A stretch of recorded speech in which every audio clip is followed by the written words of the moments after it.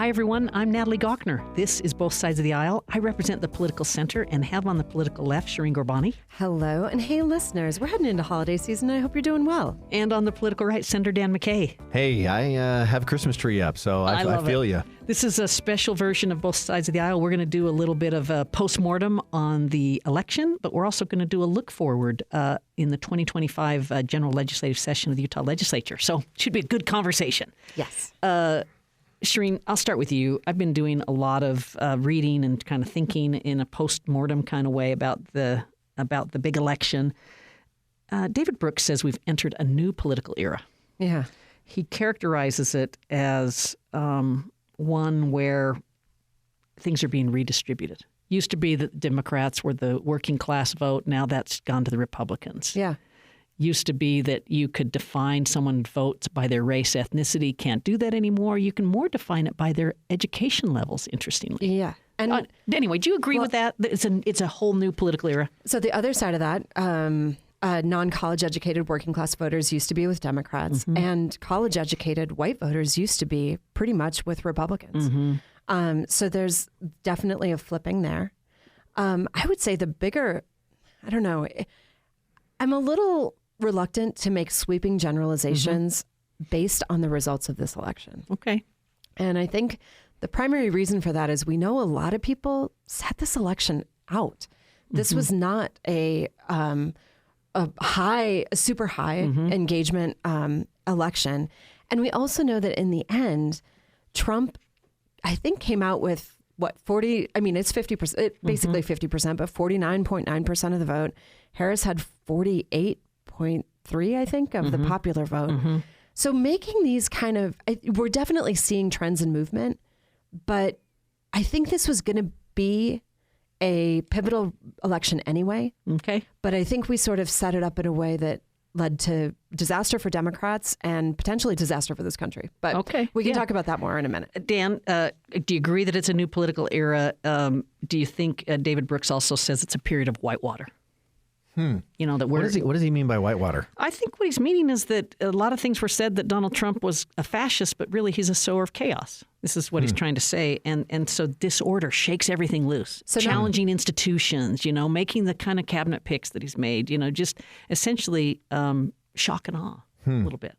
Well, and the fact that the American people know that that's where things that's who Donald Trump is going to be as a president, and that they certainly knew that. him. And it wasn't like, you know, I'll say this.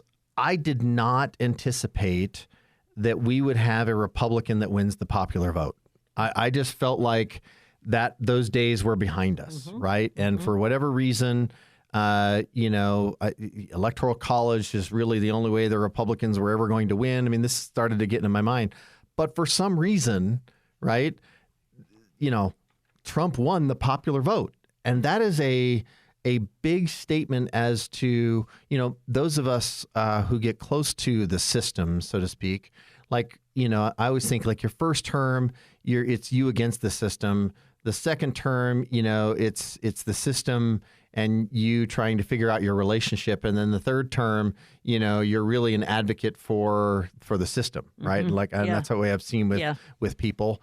And so it's interesting, like seeing that the American people are just tired of the system and they want some shaking up. They want to see guys like Elon Musk or, you know, for whatever purpose it is, come in and disrupt some things because they really do believe that there's bloat or they feel like things are just not generally trending in the right direction and some disruption is needed, even if it might be disrupting their own way of life. Yeah.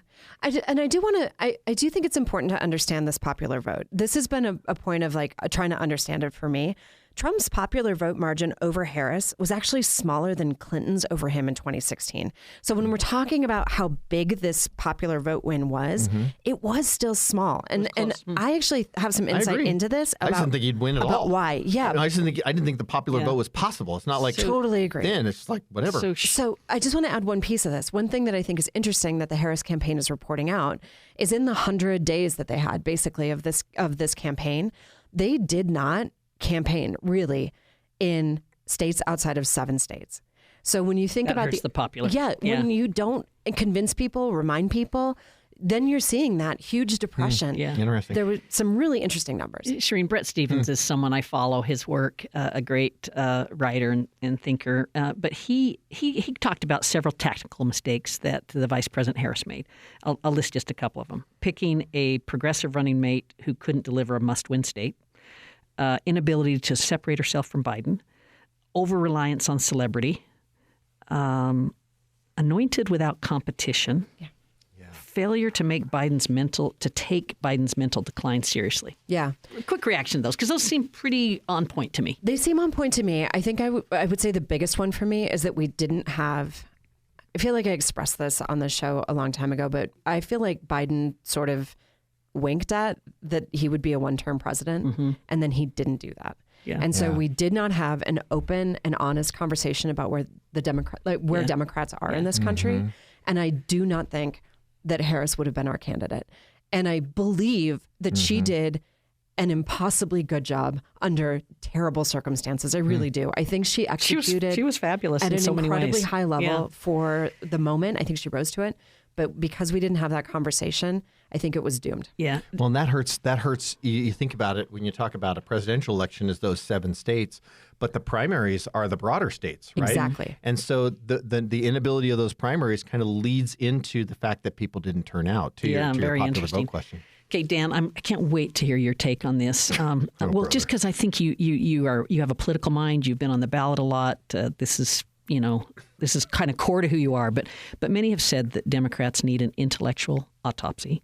Peggy Noonan wrote that this was not a person election, but a path election. She's saying that people weren't voting for the person. Mostly they despise Donald Trump. At least a lot of Americans do. She does. She says that.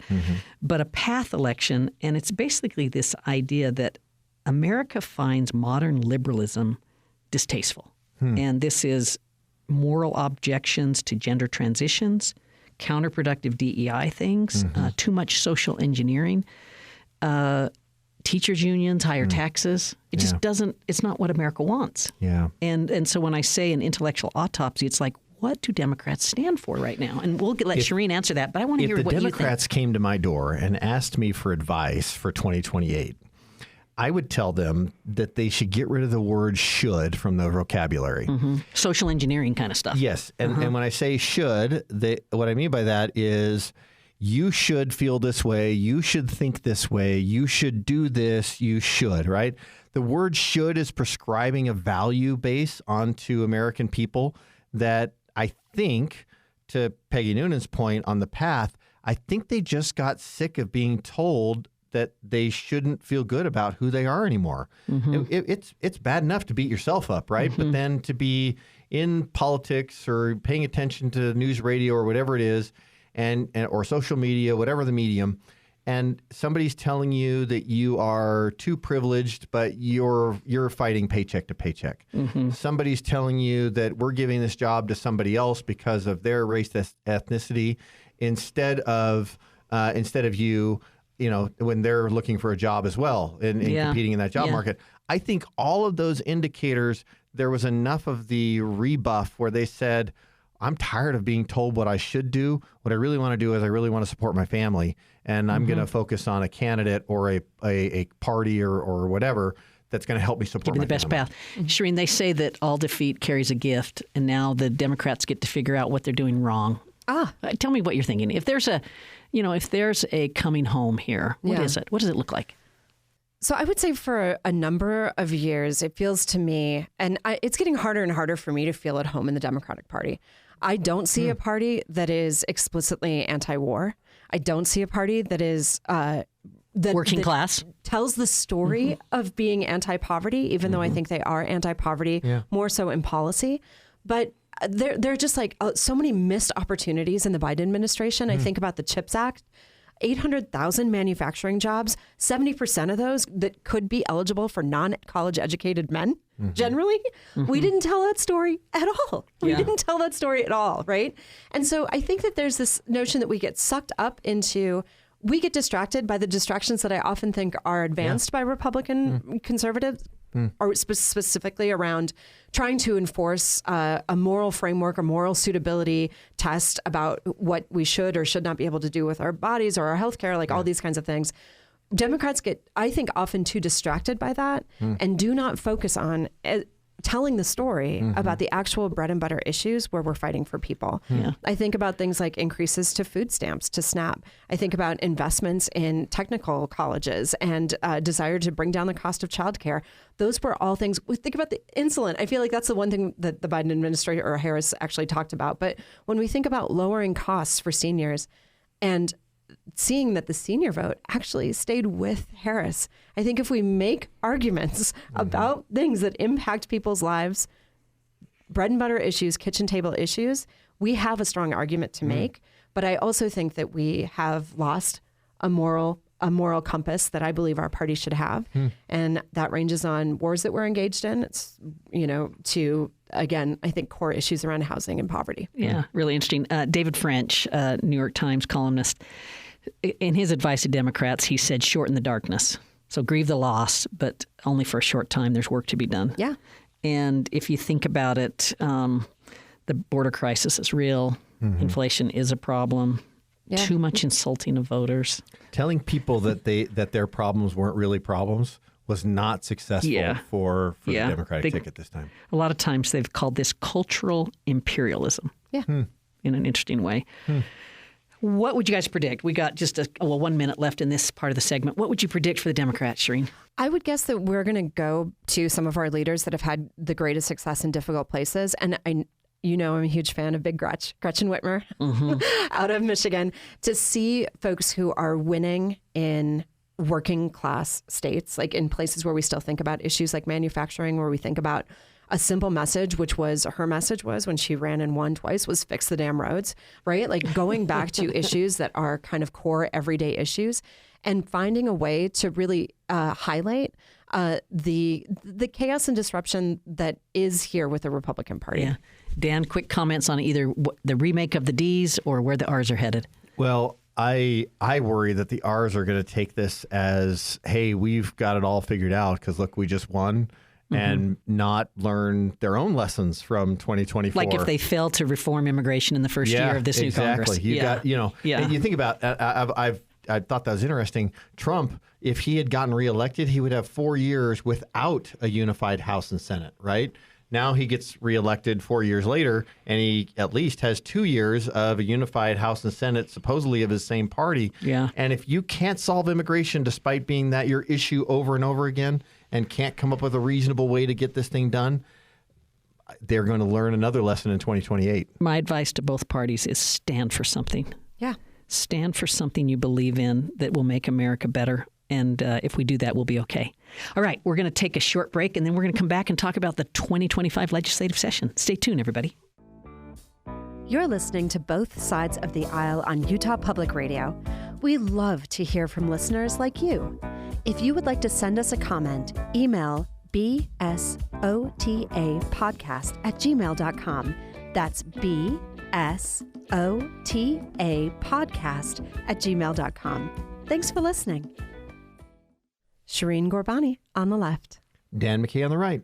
Natalie Gochner in the Political Center. This is Both Sides of the Aisle. We're going to preview the 2025 legislative session up on Capitol Hill. We have a senator in the studio with us, and Shireen has all her great experience as a county council member and a candidate for Congress. And I'm just one of these behind-the-scenes policy people. But I've watched a lot of legislative sessions at this point. And Dan, just to set this up, our legislature is a part-time legislature. They're in session for 45 days a year in their general session. It will start Tuesday after the Martin Luther King holiday. Yeah. I think that's like the 21st this year, 22nd this year. Yeah, go ahead. Could you put in context, is this, so some states have full-time legislators, right? Where do we fall in, I think where I'm from, I think they meet every 2 years. Yeah, some are every other year. Yeah. So what do you, the thing California's is full-time, yeah. Certainly we have interim sessions, and a couple of years ago, the legislature gave themselves the right to call themselves back into session. But what would you say in terms of like time And something that I always think is interesting is I recommend to people that they should reach out to their legislators to build those relationships when they live in their districts in like July, August, September. Yeah. At this point, it's really hard to get on your legislator's radar. But give us just kind of a little overview of like the time that this takes and kind of when it's best for people to get in touch with you if they want to talk to you about an issue.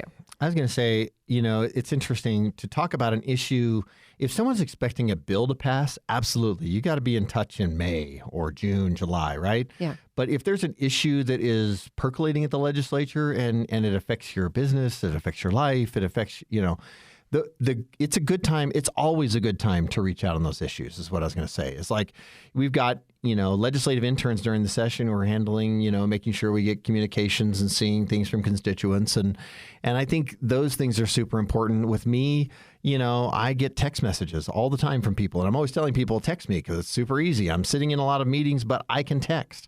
And I love that type of free form of communication. I hear from a lot of people on, social media, things every once in a while. I love those conversations as well. I just, the session gets so frenetic and there are so many things going on. It is like ping pongs dropped off of a tower and you're trying to trace them all, It's not easy. And I just say, if your legislator isn't getting back to you, give them a little time. I promise they'll be around at least around election time. Yeah, but I would suggest like in that notion, I do think texting is often good and effective, but to get that phone number is usually a couple of other conversations, right? Like to get to that phase. So I would just say I think that's correct. Getting not in mine. touch. 801-810-4110. Shoot me a text. But for a lot of people, it can be harder to get that kind of access. But I think it's actually, I applaud you giving your number. And I will say that I think it is incumbent upon those who want to represent us to grant that kind of access. Yeah.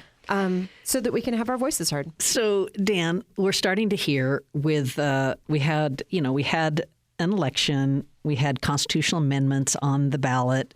Two of them, judges said, nope, you didn't follow the public process well enough. The Supreme Court agreed with them. Really bothered the legislature to see the courts insert themselves in this way. And so you're starting to hear things that the judiciary is going to be in the crosshairs this session, taking away judges, making it partisan, playing with their retirement, their pensions. Yeah. What are they talking about? I mean, some of those things are nipping around the heels of and just highlight a bad relationship, right? Make them be elected rather than appointed, these kinds of things. But I'd say that it's, the fight between the courts and the legislature and the governor and the legislature and the governor and the courts, I love it. Mm-hmm. To me, that's indicative of a system that is working, right? There should be tension. There should be, there should be some pushback because the legislature is moored to the people, right? And people are voting for them constantly. The judges are completely, bless their hearts, they're an aristocracy in some respects because they have retention elections that are 99% effective, and they aren't really moored to people, which can be a benefit, but not being moored to the people can also create problems. How do you become a judge? You apply. So they announce, so the Bar Association and the courts send out an email to all lawyers because you have to be a lawyer. Yeah. And they let us know that there's a vacancy, and they accept applications. And we used to get, 40 to 50 applications. Now we're down to 10 to 15 applications. And who approves them? So they go to the Judicial Nominating Commission, and they review. Legislators. No, this is a third-party independent commission that reviews their qualifications, reviews their criminal records, a bunch of confidential information, puts them really through a ringer, right? And then there's a bunch of surveys that go out to people that have worked with the lawyer and trying to get feedback and those things. And then they pick among those candidates those that they feel like are most qualified, right? That screening process is pretty unique to Utah because it is not, it's not something that exists in other states in the same fashion. In other states, the governors they put forward 3 names to the governor? Yeah, and then they put 3 names forward to the governor, and the governor picks one of those 3. And that has to be confirmed. It has to be confirmed by the Senate. The Senate. Yeah. So this is rigorous. That's rigorous. It's rigorous. It's not it's independent. It's not like you just roll it. But for the most part, it's a one-time rigorous thing, right? You could do, say, whatever to get through that process potentially, and then once you get on the other side of it, and we see this actually with federal judges, and this happens on both sides of the party where everybody says, well, you told us you were this person and it wasn't. As someone who's worked in public policy for over 3 decades now, I don't have a lot of interaction with judges, but I will tell you when I do, I'm super impressed. Yeah. Super impressed. Either I'll read, their opinions or just in my interaction with them. But I just am a huge fan of the judges I know. And I'm sure it's because of that vetting process. Yeah. It does breed for good temperament. That process is good for temperament. It is good for, intelligence. It's good for a lot of those things. It sounds like it might not be good for political desires, though. But the strength of the system is really more to the people. The constitutions of both the federal and the United States, it is we the people, and that's it's trying to find that balance. Shireen, I'll make a prediction that the House goes hog wild on putting all sorts of pressure on the judiciary, and the Senate holds strong, and there's some nibbling around the edges, but largely it'll be held intact. That's my prediction. That's probably fair. Okay, cool. Let's go to another one. What about higher ed? There's so much pressure on higher ed right now, in part because of liberalism and the so-called woke agenda that people seem to think lives in college campuses. But what do you seem to think, Natalie? Seem? I like this. Go ahead. Well, what are we expecting? The speaker has basically said, get ready for 10% cuts. Mm-hmm. I find that interesting at a time when higher education couldn't be more important to the future of our state. And I just mean that we're in the information age.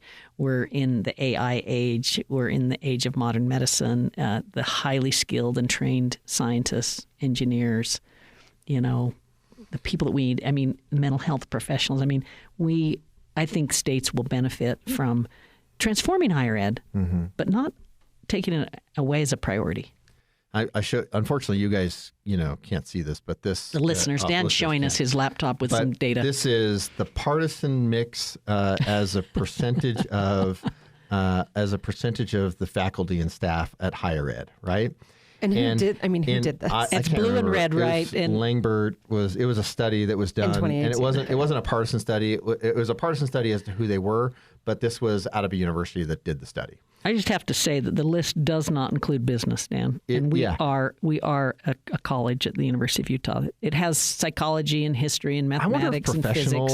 I don't know. It's a good question. I don't disagree with you. I didn't make the chart. Questions about the data. I didn't make the chart. I'm just saying. But you just believe it. No, I say what I don't have is the other side of this chart that showed a similar study was done in the 1980s.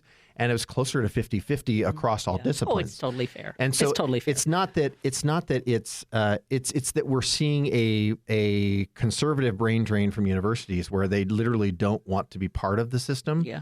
But so what you're saying though is that the frustration is ideological. Yes. And I think universities they're supposed to be this broad-based thinking and think about and be aware of and focusing on things. What it has done, though, is it has gone further and further and more insular and less about college thinking and has become more and more about progressive policy. I have a lot of confidence in our students and our families and our households and whatnot to find the ideological path that works for you in your life, and that being exposed to a broad liberal arts education, picking what you want to specialize in, that you have the power to pick the ideology that works for you. Yeah. But I wrote about I remember in my political science class, I wrote about, the basis for the Electoral College and its balance and, why it balances the nation. My Democrat professor at the time gave me a D on the paper, and I was frustrated about it. I appealed the grade and I got an A. Nice. But it just it's those kinds of things where his ideology affected his grade. It did. And he even later admitted that, right? And So I'll just add that I think one of the things that I'm concerned about is, on one hand, we're talking about additional cuts. There have been numerous cuts over the years to higher education in this state and across the country, right? And then on the other side, we hear legislators in particular complaining about the high cost of higher education, right? So when we're, we just had a conversation about tariffs, but when we're thinking about a 10% cut, certainly there are opportunities to tighten belts at universities, I understand that. But ultimately, those costs get passed on to students. And then we have this kind of cycle of the complaining. Yeah.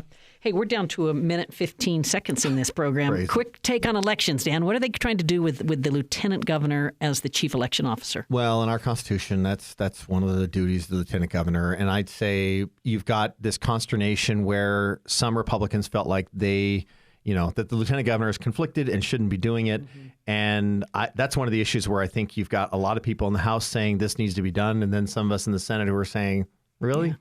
Yeah. I just thought it was amazing that after this Trump win, we basically heard nothing about election fraud. So sounds like the problems have resolved themselves. It was a very good exercise in solving all. I'll go out on a limb. I'm a huge Deidre Henderson fan. She's done a terrific job as lieutenant governor, but I have long wanted an independent election office because I worked in the governor's office and I felt like a lieutenant governor had other things to be focused on. So interesting. We'll see how it goes. Hey, we have got to make that a wrap. What a great program. Fun to be with my friends Dan McCain, Shreen Gurbani. Programs produced by Anthony Scoma. Thanks everybody for listening and happy holidays.